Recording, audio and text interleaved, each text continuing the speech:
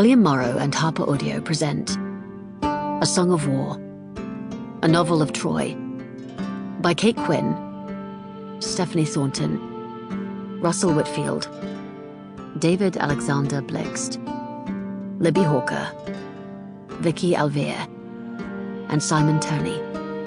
Performed by Andrew Kingston and Saskia Maarleveld.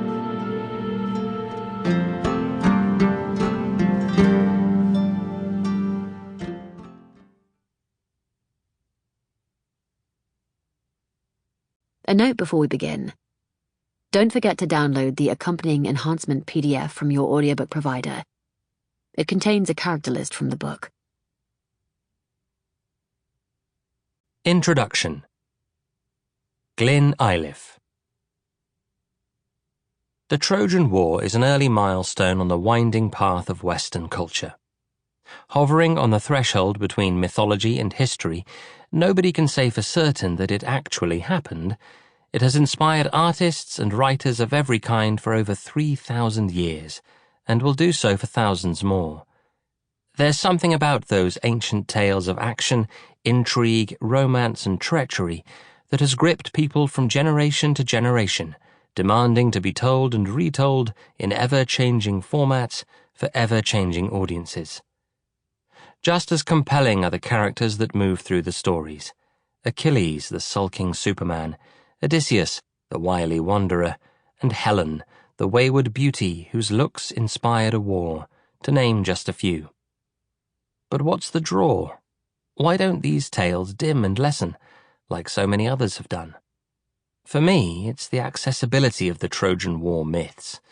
Although the stories come from a culture markedly different from our own, they take events familiar to the human condition and magnify them tenfold. How many fights have broken out over an attractive woman? Who hasn't suffered and railed against their god or gods? How many women have taken revenge on abusive husbands? How many prophets of doom have been ignored or mocked? And who hasn't faced a few obstacles getting home? Not that missing your flight and having to sleep overnight in an airport lounge compares to Odysseus's 10 years at sea, but that's the appeal of a good story. It puts somebody else through the grinder, so you don't have to go through it yourself.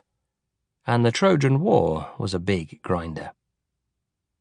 The myths also have a depth not found in many other traditions.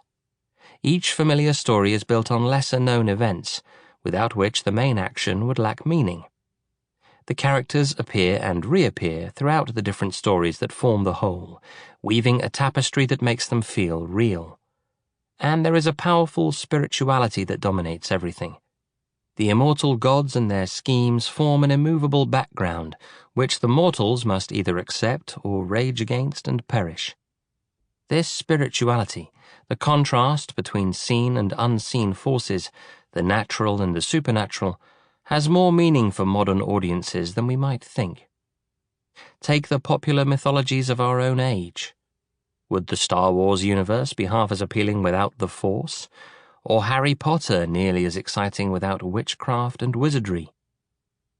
Just as importantly, the mythology of the Trojan War is not the construct of a single mind.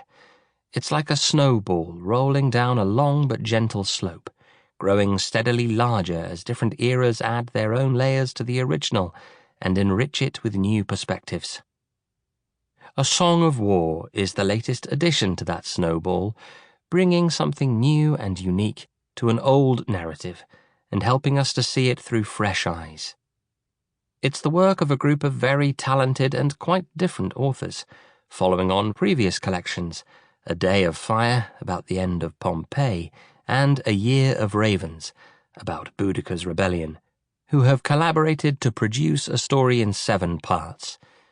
Each part is a whole in itself and can be enjoyed separately, but it is more rewarding to listen to them in sequence, following the characters and plot threads as they unify to create a bigger picture. As the author of a series of novels about Odysseus, I have been fascinated by the approach of each writer in A Song of War toward places, events, and characters that I've been familiar with for several years. Sample complete. Ready to continue?